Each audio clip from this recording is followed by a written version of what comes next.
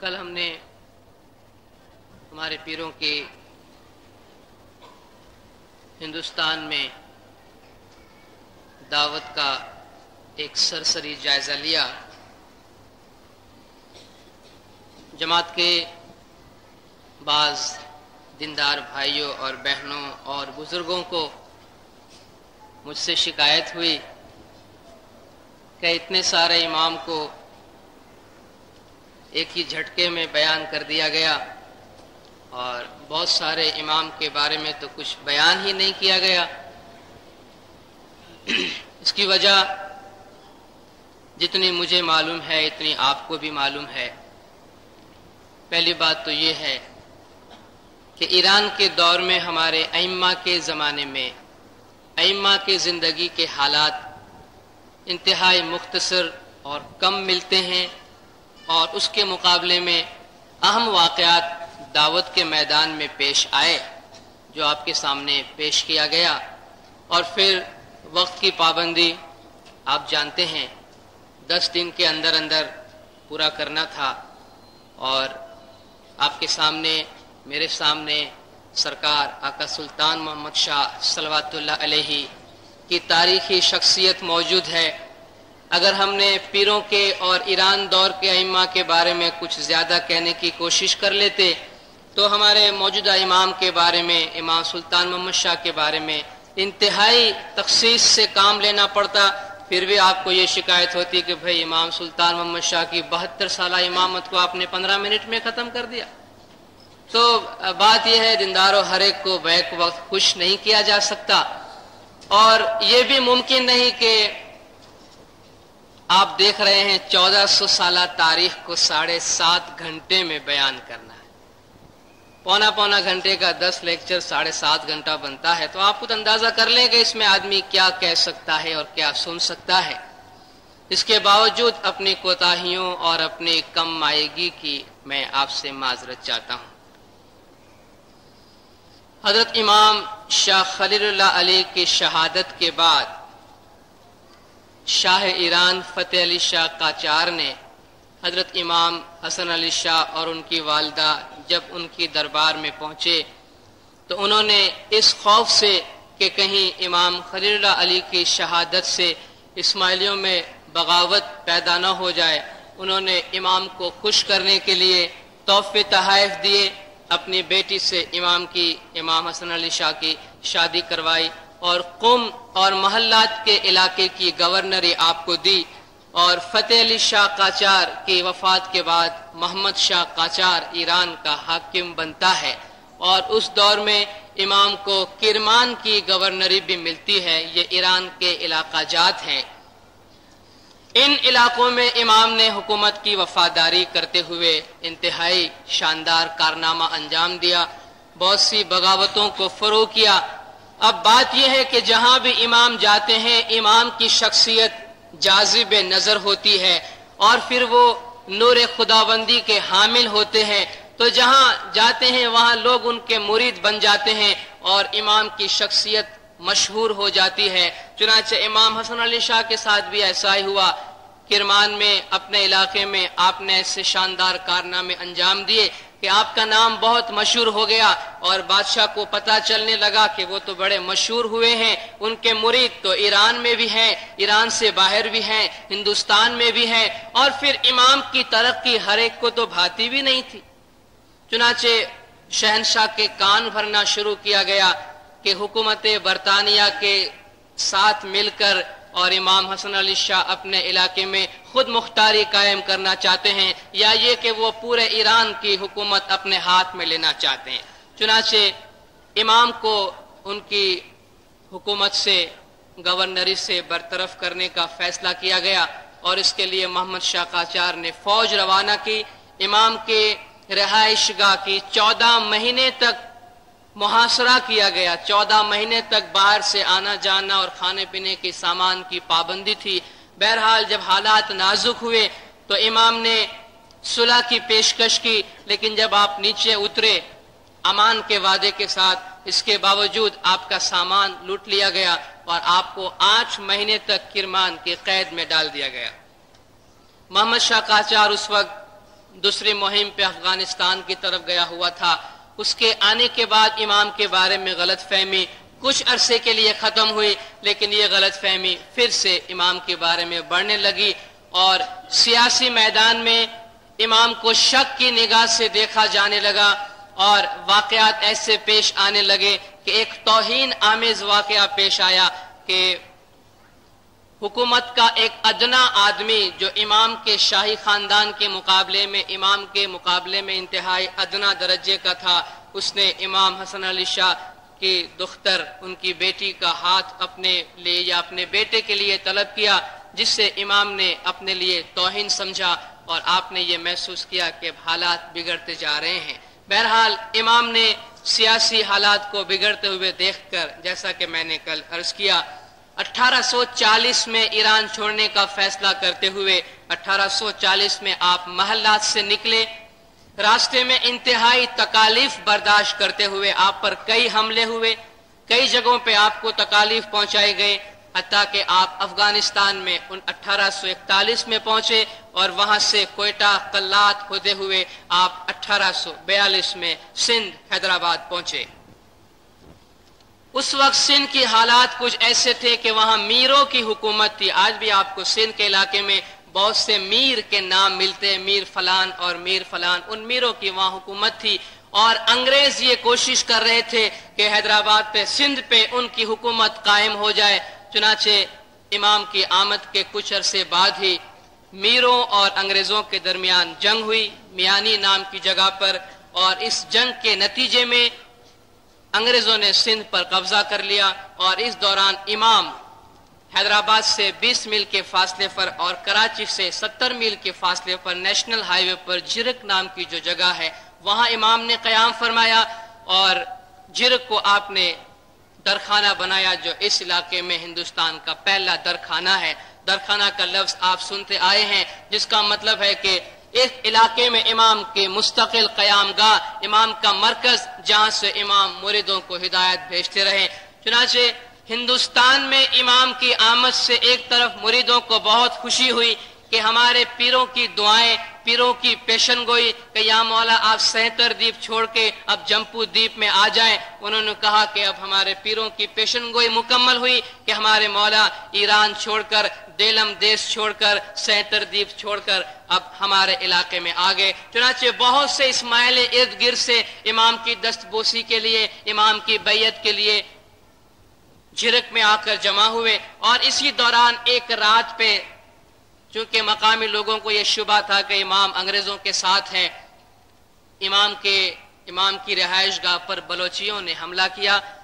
اور امام کے ساتھ جو مرید موجود تھے انہوں نے انتہائی ڈٹ کے مقابلہ کیا اور امام کا ساتھ دیا اور امام کی حفاظت کی۔ ہمارے ماضی قریب کی یہ ایک تاریخی جنگ ہے۔ ماضی قریب آپ کہہ لیجئے اس لیے کہ یہ 130-40 سال پہلے کی بات ہے، اور ہمارے علاقے سے بہت قریب یہ واقعہ پیش آیا، اور اس جنگ میں تقریباً 75 اسماعیلی شہید ہوئے،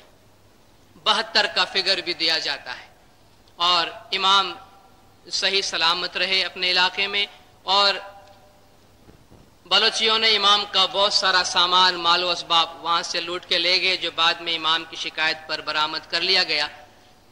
اس علاقے میں جو 72 یا 75 اسماعیلی شہید ہوئے تھے اس کے بارے میں بعد میں بہت ہی قریب 1950 کے قریب ایک خبر اخبار میں چھپی کہ اس علاقے میں ایک مسجد تعمیر کرنے کے لیے اسی جگہ کی کھدائی کی گئی جہاں اسماعیلی شہیدوں کو دفن کیا گیا تھا، اور ان شہداء کو امام آغا حسن علی شاہ نے شہدائے کربلا کا خطاب اور لقب دیا تھا۔ چنانچہ جب اس جگہ کی کھدائی کی گئی تو 107 سال پہلے دفن کی ہوئی تمام لاشیں جیسی کہ تھی ویسی تازہ نظر آئی۔ چنانچہ ان لاشوں کو پھر سے دفن کر دیا گیا اور مسجد بنانے کا پروگرام وہاں سے ملتوی کر دیا گیا۔ امام جب سندھ میں تھے تو حکومت ایران کی طرف سے احتجاج کیا جانے لگا کہ امام کو سندھ میں نہ رہنے دیا جائے، اور اس وقت بمبئی بھی سندھ ہی کے علاقے میں شمار ہوتا تھا۔ امام بمبئی گئے، احتجاج امام کے خلاف جاری رہا، چنانچہ 1847 میں امام کو کلکتہ بھیج دیا گیا، اور ایک اعتبار سے امام نے 1 سال اور چند مہینے نظر بند کی حیثیت سے گزارے۔ امام کلکتہ میں تھے، آب و ہوا موافق نہیں تھی، امام کو تکالیف ہو رہی تھی، بمبئی کے حالات خراب تھے، مومنین مریدوں کے آپس میں جھگڑے ہوئے، امام نے کئی بار درخواست دی کہ انہیں بمبئی جانے دیا جائے، بہرحال مسترد کر دی گئی۔ 1848 میں محمد شاہ قاجار جب انتقال کر گیا ایران میں تو حالات بدل گئے اور امام آغا حسن علی شاہ 1848 میں بمبئی آئے اور آپ نے بمبئی کو اپنا مستقل قیام گاہ بنایا اور وہاں آپ نے درخانہ بنایا، جس سے یہ پتہ چلا اور مریدوں کو اطمینان ہوا کہ اب امام لمبے عرصے تک ہمارے ساتھ قیام کریں گے۔ امام کے دور میں بعض مشہور شخصیتیں گزری، جن میں وزیر اسماعیل بھائی گانگجی، جنہوں نے چند اماموں کے دور تک بہت شاندار خدمات انجام دی اور اسماعیلی تاریخ میں ان کا نام سنہری حروف سے لکھا جاتا ہے۔ اور وزیر اسماعیل بھائی گانگجی یوں تو اسی نام سے مشہور ہے، لیکن ان کے بارے میں ایک ایسی بات ہے جو بہت کم لوگوں کو معلوم ہے، وہ یہ ہے کہ انہیں بھی وفات کے بعد امام نے پیر کا ٹائٹل دیا تھا، جس طرح کے پیر سبزلی کو ان کی وفات کے بعد پیر کا لقب دیا گیا تھا۔ امام حسن علی شاہ پر بمبئی ہائی کورٹ میں ان کے مریدوں کی طرف سے چند مریدوں نے اس وقت بعض انتظامی معاملات میں کچھ اعتراض اٹھایا اور اسماعیلیوں کے ساتھ کچھ تصادم بھی ہوئے، چنانچہ انہوں نے امام کے خلاف اور اسماعیلی جماعت کے خلاف، کھوجوں کے خلاف کورٹ میں کیس کیا، جو کھوجا کیس یا بار بھایا کیس کے نام سے مشہور ہے۔ اور 1866 میں جسٹس ارنولڈ نے اپنے فیصلے میں فیصلہ امام کے حق میں اور اسماعیلی جماعت کے حق میں دیا، اور مخالفین کی جو بعد میں انہوں نے اپیل بھی کی وہ اپیل بھی مسترد کر دی گئی۔ اس میں بہت سارے اعتراضات کیے گئے تھے، لیکن فاضل جسٹس نے تاریخی مواد فراہم کر کے یہ ثابت کیا کہ اسماعیلیوں کا جو موجودہ طریقہ ہے وہ حقیقی ہے اور اس پہ کسی قسم کا کوئی اعتراض نہیں کیا جا سکتا۔ امام حسن علی شاہ نے بہت طویل زندگی گزاری اور بہت طویل دور امامت، تقریباً 64 سال انہوں نے دور امامت گزاری، اور 1881 میں آپ کی وفات ہوئی، اور آپ کے بعد آپ کے بیٹے امام علی شاہ جو اپنے ابتدائی زندگی میں عراق میں تھے اور امام کے بمبئی کے قیام کے وقت آپ عراق سے بمبئی آ گئے، چنانچہ 1881 میں امام علی شاہ ماں باپ امام ہوئے، لیکن آپ کی دور امامت انتہائی مختصر یعنی 4 سال تھی، اور آپ کی زندگی میں ہی آپ کے 2 جوان فرزند پیر شہاب الدین شاہ الحسینی، جن کا نام آپ سنتے ہیں، رسالہ در حقیقت دین اور خطابات عالیہ، 2 اچھی کتابوں کے مصنف، اور آپ کے دوسرے بھائی آغا نور شاہ، جن کی عمر میں بہت کم فرق تھا اور انتہائی کم فاصلے میں، چند مہینوں کے فاصلے میں یہ دونوں آپ کے فرزند انفوان جوانی میں اس دنیا سے رخصت ہو گئے، جس کا صدمہ امام کو بہت ہوا، چنانچہ آپ بھی ایک مختصر بیماری میں 1885 میں اس دنیا سے اپنا جامہ تبدیل کر گئے۔ اور اسماعیلی تاریخ میں ایک اہم دور کا آغاز ہوا جب سرکار آقا سلطان محمد شاہ صلوات اللہ علیہ نے 1885 میں 7 سال 9 مہینے اور 16 دن کے عمر میں امامت کے کارکردگی کو اپنے ہاتھ میں لیا، اور 72 سال تک تاریخ اسماعیلیہ کی طویل ترین امامت، 72 سال آپ نے امامت کی اور 80 سالہ آپ نے زندگی پائی۔ اور خوبی کی بات یہ ہے، جنہوں نے آپ کی آپ بیتی پڑھی ہے، بچپن میں ڈاکٹر بڑی تشویش کی نگاہ سے امام سلطان محمد شاہ کو دیکھتے تھے اور کہتے تھے یہ بچہ بڑا کمزور ہے، اگر 25 سال بھی زندہ رہا تو معجزہ ہوگا۔ ڈاکٹر کہتے تھے کہ اتنا کمزور ہے کہ 25 سال مشکل سے زندہ رہے، 80 سال زندہ رہے، 72 سال امامت کی اور دنیا پہ طوفان کی طرح چھا گئے۔ نہ صرف یہ کہ طویل عمر پائی، بلکہ بڑے بڑے طبیبوں اور ڈاکٹروں کے ساتھ لمبی عمر کے راز کے بارے میں ڈسکشن کرتے تھے اور مقالے لکھتے تھے کہ طویل زندگی کس طرح حاصل کی جا سکتی ہے۔ امام آقا سلطان محمد شاہ صلوات اللہ علیہ 1877 میں امام آغا حسن علی شاہ ماں باپ کی زندگی ہی میں ہمارے ہی اسی مبارک کراچی شہر میں اس علاقے میں سب سے پہلے امام تولد ہوئے ہنیمون لاج سلطان ٹیکری محمد ٹیکری جو بھی آپ اس کا نام دیں اس مقام پر امام 2 نومبر کو پیدا ہوئے جس وقت آپ کے دادا جان امام حسن علی شاہ بمبئی میں تشریف فرما تھے جب آپ کو اپنے پوتے کی پیدائش کی خبر ملی تو آپ نے تار کے ذریعہ پیغام بھیجا کہ اس کا نام محمد سلطان رکھو اس کا نام محمد سلطان رکھو اس کے زمانے میں عجیب و غریب واقعات پیش آئیں گے اور یہ دنیا میں سلطان کی طرح مشہور ہوگا دنیا میں سلطان ہوگا اور بہت مشہور ہوگا یہ دنیا میں اور ہم نے دیکھا ہم خود محسوس کرتے ہیں اس لیے کہ اس کا تعلق ہماری اپنی زندگی سے ہمارے بہت سے بزرگ موجود ہیں جنہوں نے اپنی زندگی کے بہت سے قیمتی لمحات سرکار آقا سلطان محمد شاہ صلوات اللہ علیہ کے ساتھ گزارے ہیں امام علی شاہ ماں باپ بھی اپنے زندگی میں جبکہ امام سلطان محمد شاہ چھوٹی عمر میں تھے ایک آدھ مرتبہ مذہبی کام کرنے کے لیے بھی آپ کو اپنے ساتھ لے گئے تھے اور اس وقت آپ نے فرمایا تھا کہ تو دنیا میں بہت مشہور ہوگا اور سورج کی طرح تیری روشنی دنیا میں پھیل جائے گی میں نے کل اپنے لیکچر کی ابتدا میں تمہیداً ایک تمثیل پیش کی تھی کہ جب بادل سامنے آ جاتے ہیں تو روشنی رک جاتی ہے لیکن امام آقا سلطان محمد شاہ صلوات اللہ علیہ کے زمانے میں بادل پوری طرح ختم ہو گئے اور اسماعیلی تاریخ کا ایک عظیم دور شروع ہوا جس میں نہ صرف زمانہ ترقی کر گیا امام سلطان محمد شاہ کے طفیل سے بلکہ اسماعیلی قوم کا بچہ مستقبل میں یاد کرے گا کہ انہیں زمین سے آسمان تک پہنچانے والے وہ امام تھے کہ جنہیں تاریخ سلطان محمد شاہ کے نام سے یاد کرے گی بچپن میں سلطان محمد شاہ صلوات اللہ علیہ جو اپنی زندگی کے حالات لکھتے ہیں بعض باتیں تو ایسی ہیں جو ایک عام بچے کی طور پر ہی بیان کی جاتی ہے اور جس طرح ایک بچے کی شرارت ہوتی ہے انہیں اسی شرارت کے طور پر ہی قبول کرنا چاہیے بہرحال آپ نے انتہائی چھوٹی عمر میں جماعتی کام کو سنبھالا اور ملک کی سیاست میں اور مسلمان کی تعلیمی سرگرمیوں میں اور بین الاقوامی امور میں ہاتھ ڈالا آپ دیکھیں 8 سال کی عمر میں آپ نے امامت سنبھالی ہے اور اسی عمر میں آپ کو خطابات دیے جا رہے ہیں آپ کو خلعتیں دی جا رہی ہے اور مغرب سے کتنے رپورٹرز آئے تھے کہ بھئی دیکھیں اب کھوجوں کا کیا ہوتا ہے 8 سال کا بچہ ان کا امام بن گیا ہے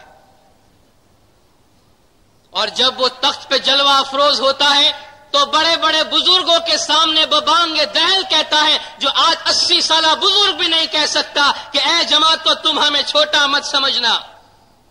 ہم دیکھنے میں چھوٹے ہیں لیکن اندر سے بہت بڑے ہیں ہم آل رسول ہیں ہم علی اور فاطمہ کی اولاد ہیں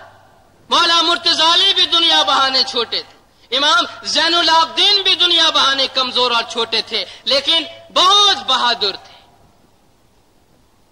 9 سال کی عمر میں آپ نے جماعت میں 2 گھنٹے تک فرامین فرمائے 9 سال کی عمر میں آپ نے وہ تصاویر دیکھی ہوں گی کہ سرکار آقا سلطان محمد شاہ ایک چھوٹا سا نعوذ باللہ جسمانی طور پہ ایک معمولی سا نظر آنے والا چھوٹا سا بچہ بیٹھا ہوا ہے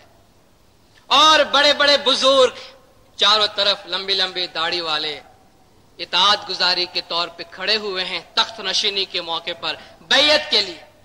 یہ اس بات کی نشانی ہے کہ ہم جسم کو نہیں دیکھتے ہیں نور کو دیکھتے ہیں اور امام سلطان محمد شاہ کی شخصیت ایک معجزہ تھی ہمارے تاریخ میں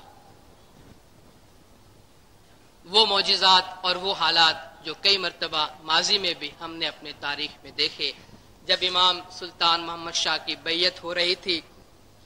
تو بہت سے بزرگوں کے آنکھوں سے آنسو بہ رہے تھے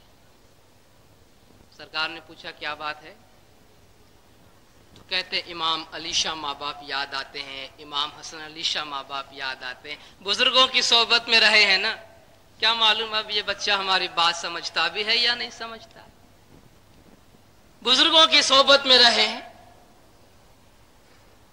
خداوند گزشتہ امام یاد آتے ہیں، آپ کے والد صاحب، آپ کے دادا جان یاد آتے ہیں۔ سرکار نے فرمایا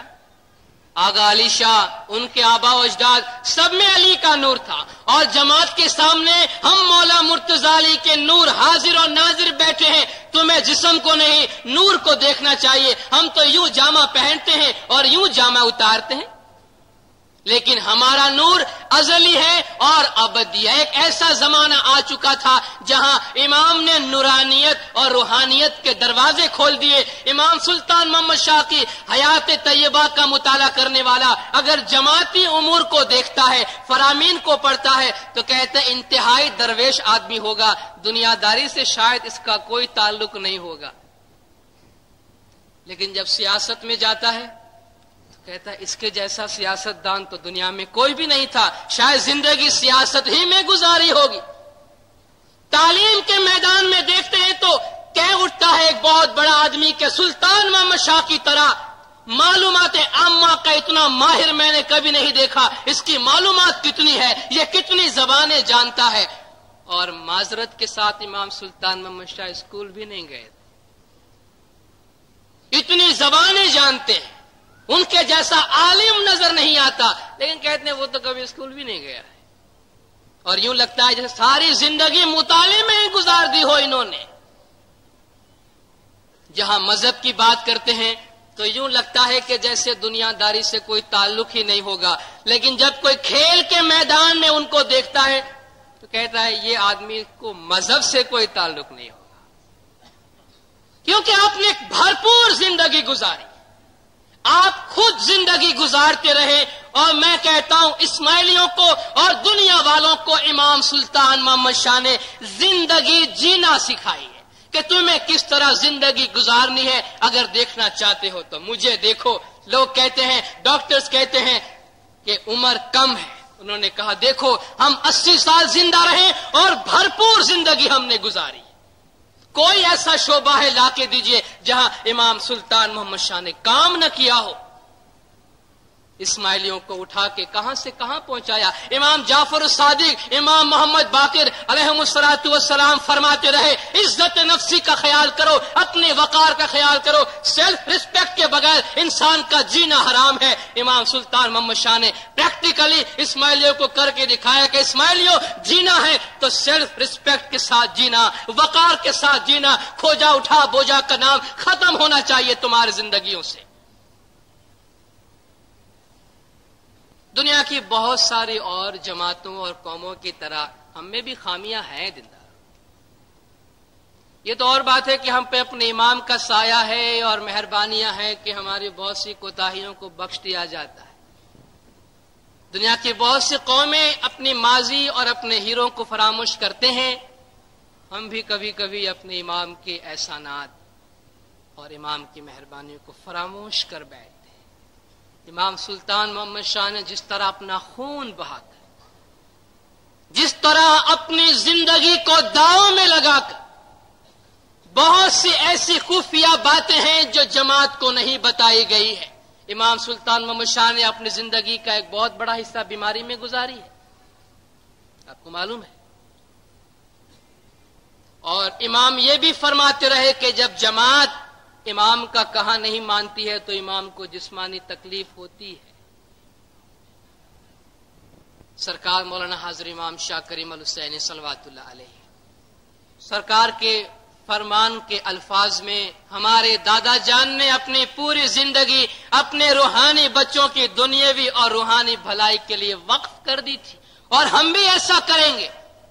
کبھی موقع ملے، وقت ملے تو ائمہ علیہم السلام کی جو ہم پہ مہربانیاں ہیں ہم ان پہ ذرا نظر ڈالیں، ان پہ سوچیں، اور پھر اپنے آپ سے سوال کریں کہ ہم اپنے امام کے ان مہربانیوں،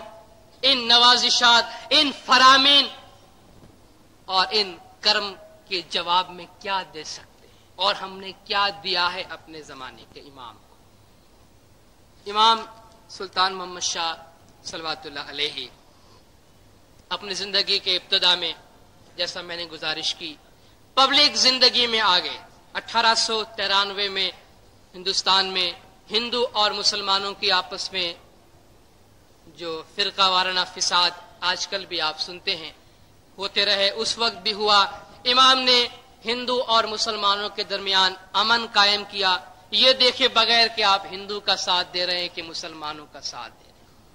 آپ کے لیے بجا طور پہ کہا گیا کہ آپ ایک بین الاقوامی شخصیت تھے، کسی ایک قوم یا ایک جماعت کے لیے آپ نے کام نہیں کیا ہے۔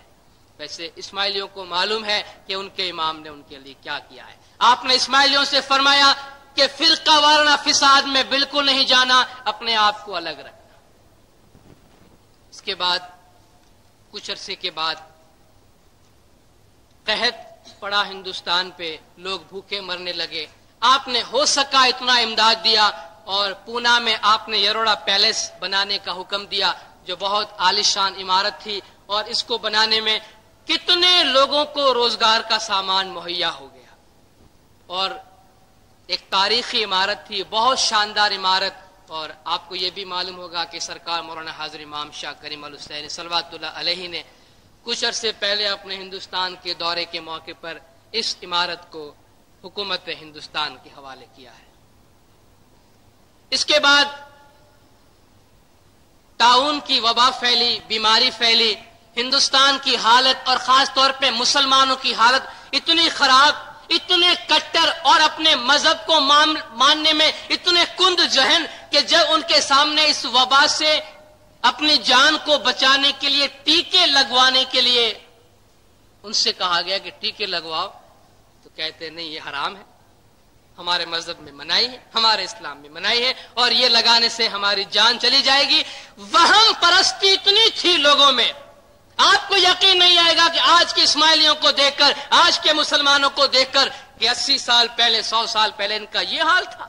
لیکن ان کے پیچھے کام کیا گیا ہے، انہیں مار مار کے جگایا گیا ہے اور بیدار کیا گیا ہے۔ یہ اور بات ہے کہ لوگوں کو امام سلطان محمد شاہ کا نام لینے میں ذرا تکلیف ہوتی ہے، شرم سی آتی ہے، لیکن کم از کم ہمیں شرم نہیں آنی چاہیے۔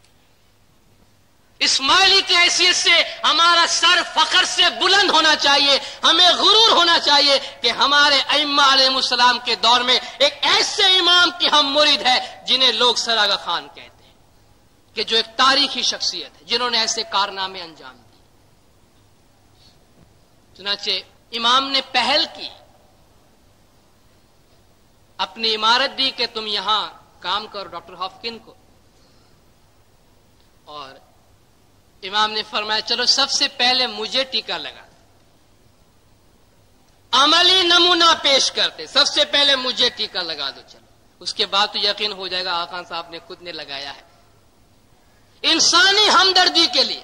لوگوں کے ذہن اور لوگوں کے فکر کو بلند کرنے کے لیے، اوپر سے اوپر لانے کے لیے آپ ان تمام تقاریر کو، ان تمام ارشادات کو پڑھیں جو سرکار نے اپنی زندگی میں خاص طور پہ مسلم انحطاط کے بارے میں فرمایا، کہ وہ مسلمان جنہوں نے ایک زمانے میں مغرب کو اور یورپ کو علم و ہنر سے نوازا ہے، آج مغرب کے پاس جو علم و ہنر ہے، وہ کہتے ہیں کہ وہ مسلمانوں کے مرہون نے منت ہے کہ یہ علم و ہنر ان کے پاس مسلمانوں سے پہنچا۔ کہتے ہیں ان مسلمانوں کا یہ حال ہے کہ آج ٹیکا لگوانے سے بھی گھبراتے۔ سیاسی طور پہ مسلمانوں کی بہت ہی بری حالت تھی، سیاست پہ انگریزوں کا قبضہ تھا، اور ہندو میدان میں آگے سے آگے بڑھتے جا رہے تھے، اور مسلمانوں میں کوئی سیاسی پلیٹ فارم نہیں۔ سرکار ہمیشہ فرماتے تھے ان کے لیے ایک ذہنی مرکز چاہیے، ایک ایسی جگہ چاہیے کہ جہاں یہ لوگ جمع ہو سکے، انہیں ایک پلیٹ فارم چاہیے جہاں یہ مسلمان اوپر آ سکے۔ امام ایک مسلمانوں کے لیے ایک غم گسار کا دل رکھتے تھے، آپ کا دل مسلمانوں کی تکلیف کو دیکھ کے روتا تھا۔ چنانچہ آپ نے جوانی کے دنوں میں ہی مسلمانوں کی تعلیمی سرگرمی میں حصہ لی۔ آپ علی گڑھ گئے جہاں سر سید احمد خان سے آپ کی ملاقات ہوئی، اور اس بزرگ نے اس نوجوان کو دیکھ کر کہا کہ میں اس بچے سے، اس جوان سے بجا طور پہ وہ امیدیں وابستہ کر سکتا ہوں جو میں مستقبل کے لیے اپنے لیے چاہتا ہوں اور مسلمانوں کے لیے چاہتا ہوں۔ چنانچہ علی گڑھ میں جہاں پر ایک کالج وہ کالج بنی ہوئی تھی، اسے ترقی دے کر اور یونیورسٹی میں تبدیل کرنے کے لیے سرکار نے انہیں مشورہ دیا، اور سرکار آقا سلطان محمد شاہ ایک ایسے شخص تھے کہ جو کہتے تھے کر دکھاتے، ان کی زندگی کا یہ کام،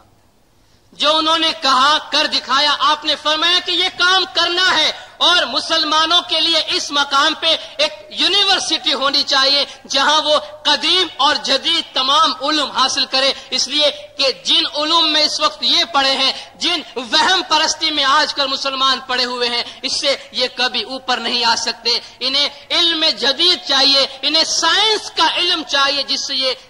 دنیاوی میدان میں آگے سے آگے بڑھ سکے اور ان کا ذہن کھل سکے۔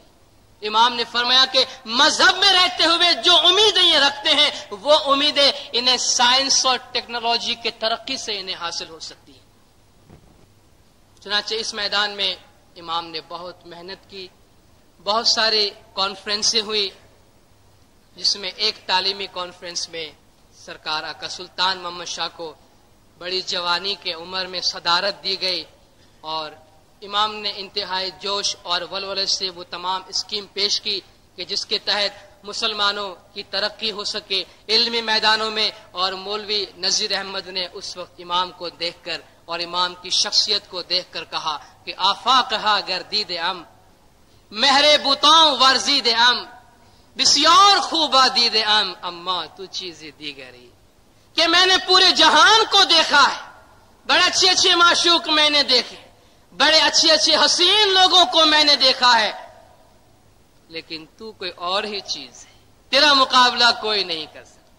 امام نے اعلان فرمایا کہ یونیورسٹی ہونی چاہیے، 1 کروڑ روپیہ جمع کیا جائے اور 6 کروڑ مسلمان ہیں، ان کے لیے یہ بات کوئی مشکل نہیں ہے کہ وہ 1 کروڑ روپیہ جمع کرے۔ امام نے فرمایا ہم چندہ کریں گے، چندہ کے لیے کمیٹی بنائی گئی، امام اپنی طرف سے لاکھوں روپے کے امداد دیتے رہے۔ امام چندہ جمع کرنے کی کمیٹی کے سربراہ بنے، لیکن سفر پہ جائے تو کیسے جائے، پیسہ نہیں ہے مسلمانوں کے پاس، چندہ جمع کرنے کے لیے بھی چندہ چاہیے لوگوں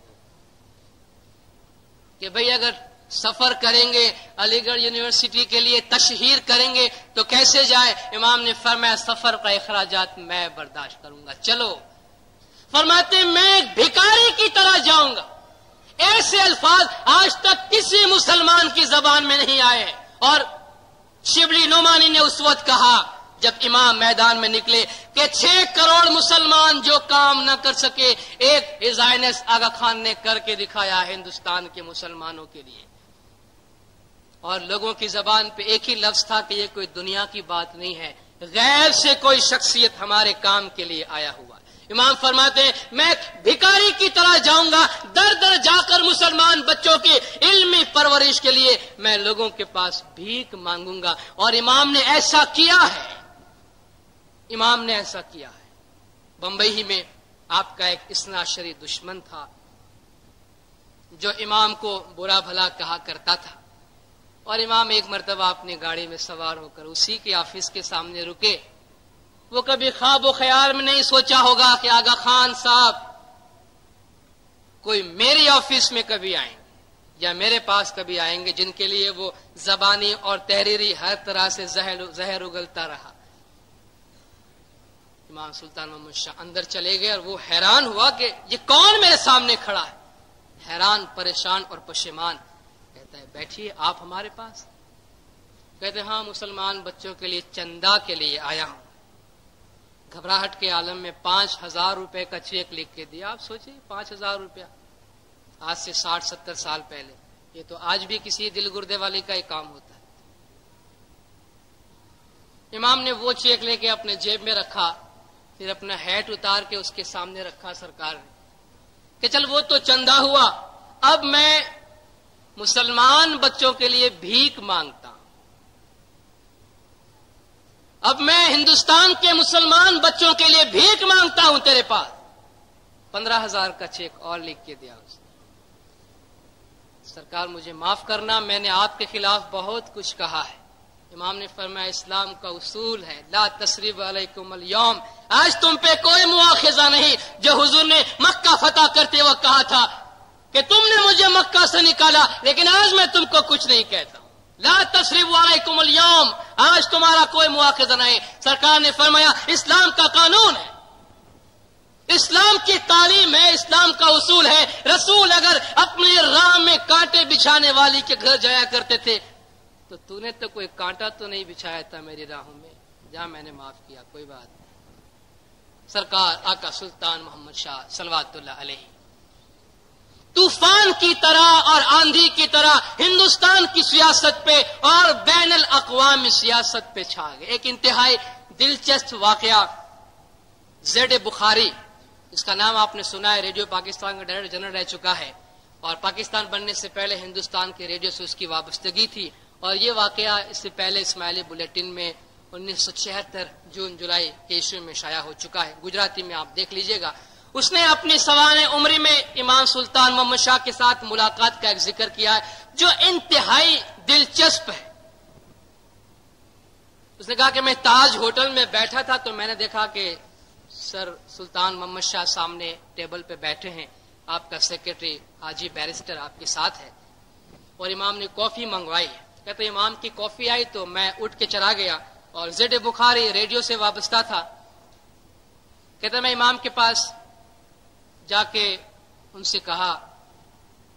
کہ آپ ہمارے ریڈیو کے لیے کبھی ایک تقریر کریں نا. تو سرکار نے پوچھا ٹھیک ہے کروں گا، موضوع کیا ہوگا؟ تو سوچے کہا کہ اسلام اور عالمی امن. سرکار نے فرمایا منظور ہے، تم ڈیٹ فکس کرو اور مجھے بتا دینا. کہتے تاریخ فکس کی گئی اور اعلان کیا گیا. تو کہتے ہزاروں خطوط آئے اسماعیلیوں کی طرف سے کہ بھئی جہاں امام کی ریکارڈنگ ہو وہاں ہمیں بلائیے، ہم تو دیدار کے لیے آئیں گے. تو کہتے ہمارے لیے مسئلہ ہو گیا کہ 10-20 آدمی ہو تو ہم بلائیں، ہزاروں اسماعیلیوں کو لا کے ہم کہاں بٹھائیں. تو کہا ہم نے یہ فیصلہ تو چھوڑ دیا کہ امام کو اسٹوڈیو میں بلا کے تقریر کرائیں. اب کہا امام کی تقریر ہم پہلے سے ریکارڈ کر کے ریڈیو پہ سنائیں. اس کے لیے کہتے ہیں کہ اس زمانے کا ریڈیو تھا، آج کے جیسا نہیں تھا. کیا وہ سارا سامان اسٹوڈیو سے اٹھا کے امام کے بنگلے پہ لے جانا؟ کہا وہ زمانہ اتنا ترقی یافتہ نہیں تھا. ایک ہی طریقہ تھا کہ امام کے گھر سے ریڈیو اسٹیشن تک ٹیلی فون لائن لگائی جائے اور اس پہ امام اپنی تقریر ریکارڈ کرے. کہتا میں ٹیلی فون کمپنی والے کے پاس گیا جو ایک پرائیویٹ کمپنی کے ہاتھ میں تھا. اس نے کہا 5,000 روپے لگیں گے اور حالانکہ 50 روپیہ ہوتا تھا. اس نے کہا یہ بزنس ہے، سلطان محمد شاہ کی تقریر نشر کرو گے تمہارا ریڈیو مشہور ہو جائے گا ہندوستان کے اندر، بزنس ہے، 5,000 لوں گا.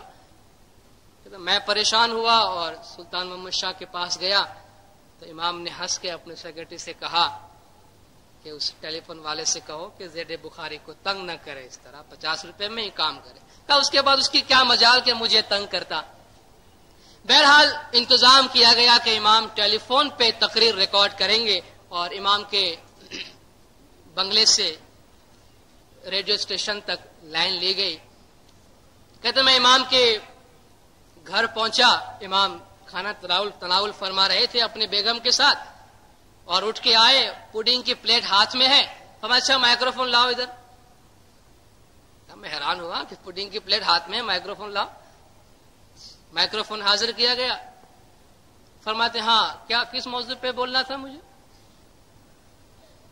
اب پوچھ رہے کہ مجھے کس موضوع پہ بولنا تھا. کہ سرکار اسلام اور عالمی امن. کہاں؟ ہاں اچھا یاد آیا مجھے. سرکار نے پوڈنگ کی پلیٹ رکھی اور کہتے ایسی تقریر کی کہ میں حیرت زدہ رہ گیا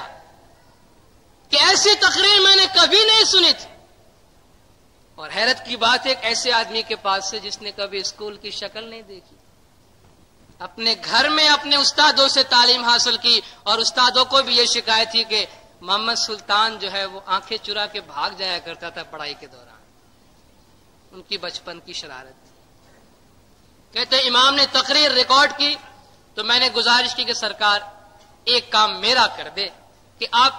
ریڈیو کے فائدے پہ تقریر کر دے، بس چھوٹی سی، ریڈیو خوب بکے گی. کہ سرکار نے یہ بھی کر دیا. اور جب اعلان کیا گیا کہ سرکار کی تقریر ہے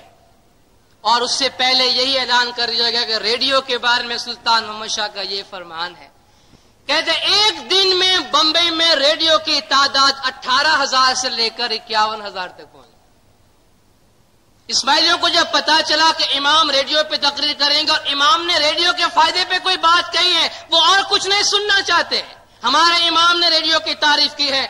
18,000 ریڈیو سے لے کر 51,000 تک ریڈیو ہندوستان بمبئی شہر میں پھیل گئے، اور کہتے ہیں اگر دکانوں میں ریڈیو ختم نہ ہو جاتے تو نہ معلوم اسماعیلی کتنے ریڈیو خرید۔ صرف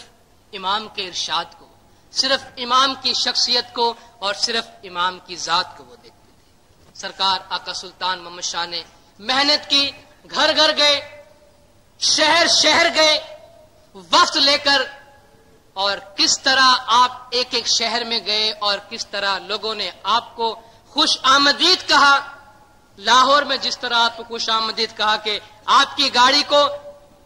جانوروں نے نہیں، گھوڑے نے نہیں، بلکہ انسانوں نے کھینچا، اس لیے کہ کہتے ہیں اسلام کا، مسلمانوں کا ایک محسن آیا ہوا ہے، ہم جانوروں یا گھوڑوں کو نہیں دیں گے کہ وہ گاڑی کھینچے، بلکہ سلطان محمد شاہ ہمارے شہر میں آئے ہیں، اسلام کے لیے، مسلمانوں کے لیے کام کرتے ہیں، ان کا بوجھ ہم خود اٹھائیں گے، ہم خود ان کی گاڑی کو کھینچیں گے۔ اور انہوں نے ایسا ہی کیا۔ امام نے بہت محنت کی، بہت جان فشانی کی، اور اپنے زندگی میں 1920 کے قریب سرکار نے یہ دیکھا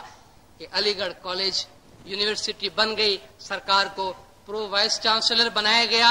اور اس یونیورسٹی نے تعلیم کے میدان میں کام کر کے ہمارے اس مملکت خدا داد پاکستان کو وجود میں لانے میں مدد کی ہے۔ امام سلطان محمد شاہ نے وہ بنیاد رکھی تھی تعلیم کے میدان میں، وہ بنیاد رکھی تھی سیاست کے میدان میں، کہ آج اہل پاکستان، وہ لوگ جنہوں نے اپنی آنکھوں سے دیکھا ہے، وہ کہہ سکتے ہیں کہ سرکار آقا سلطان محمد شاہ نے اپنی زندگی میں کتنا کام کیا ہے۔ امام کی زندگی بہت طویل، مواد سے بھرپور ہے، کل کا دن آخری ہے، کچھ سرکار کے تعلیمات اور باقی سرکار مولانا حاضر امام کی زندگی کے کچھ احوال پیش کر کے کل انشاءاللہ ہم اس سلسلے کو ختم کریں گے۔ یا علی مدد۔ اے سامی مارا جی اونیاں بھی اونیاں میں کیریاں نہیں اونیاں بھی اونیاں میں کیریاں نہیں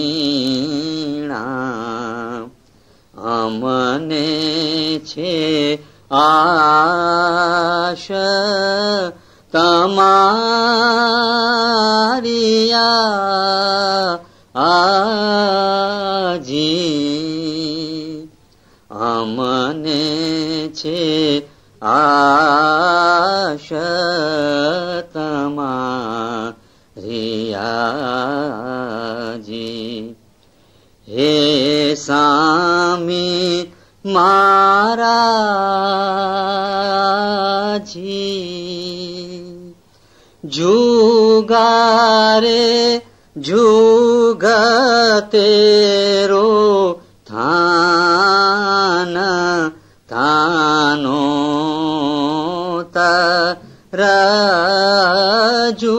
جوگارے جوگتیرو تھان تھانو تر ہم دل سامی راجا توں ہی وسے جی ہم دل مولا راجا توں ہی وسے